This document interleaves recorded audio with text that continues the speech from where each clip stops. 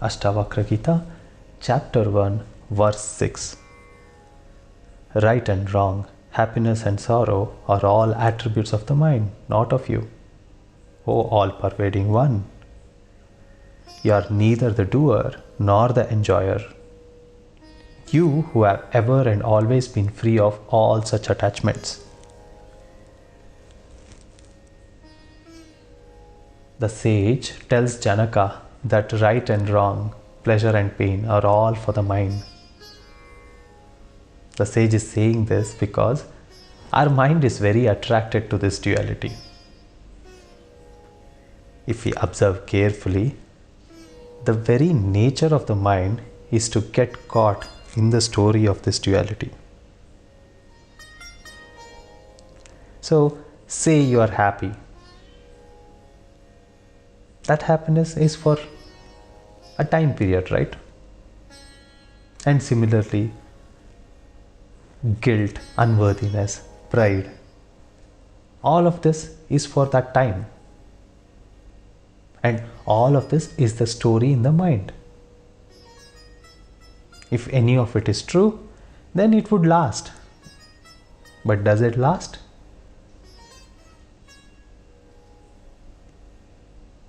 The sage is saying here that anything which comes and goes is not true.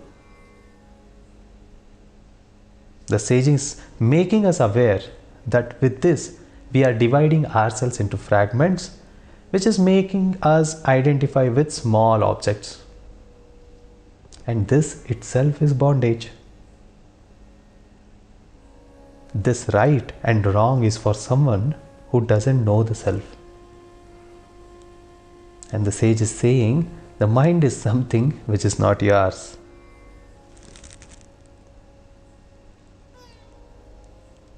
If we see, this is actually a continuation of chapter 1, verse 5, where the sage said, no duty will abide you, no caste or creed can abide you.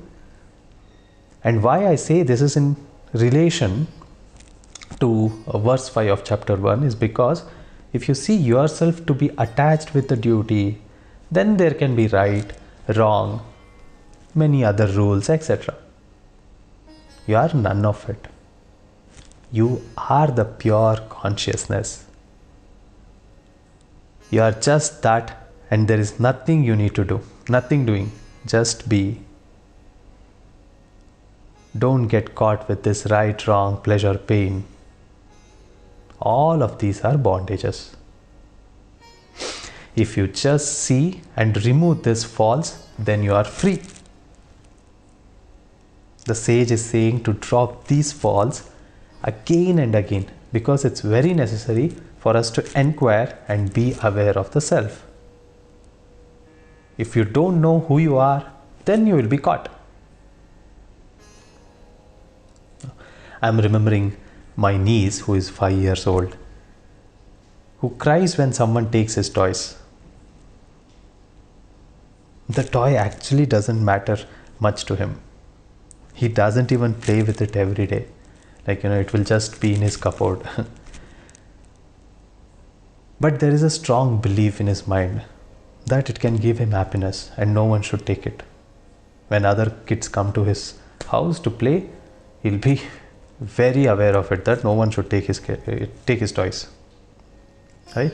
We actually feel childish while seeing this. We would have seen this with many kids. But it's the same thing that is happening with us. Don't you think so? Actually, his happiness is not dependent on the toy. He hardly plays with it. He hardly plays with any toys. It's just that 5 minutes or 10 minutes when get to see the toy newly, or once he gets it from the toy shop. After that, he'll be least interested with it. But this belief that it would give him happiness is binding him. And that's the nature of the mind.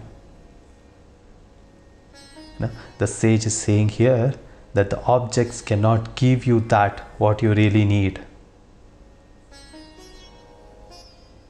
And someone or something cannot make you complete.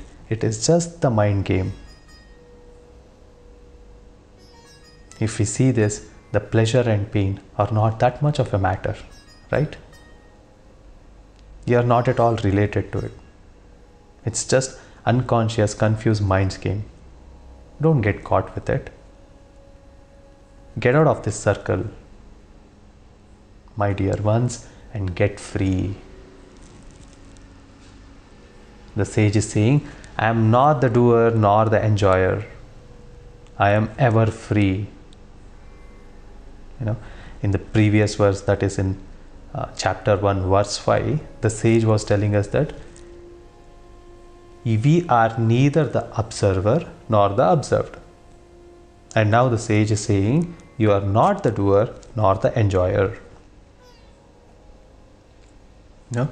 If we have to try to relate between these two, then if you have to be a doer, then what is needed? We need an object, correct? For us to do anything. For you to be an enjoyer, what is needed? There is something or someone who can enjoy, right? So it's very much dependent with the object. Very much dependent or very much related to observer and observed. So the sage is saying, you are not the doer nor the enjoyer, neither you are the observer nor you are the observed. Once we go through these verses, we might be getting the glimpses or clarity of what the sage is saying. My request is to be in this clarity, be in this joy, be in this bliss. I'm not getting words to say what it is, but just be with this.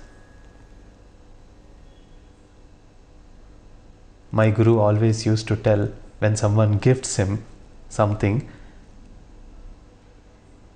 that this recognition of the self is the greatest gift that you can give me, my dear child. And nothing in this world is equivalent to that. Thank you.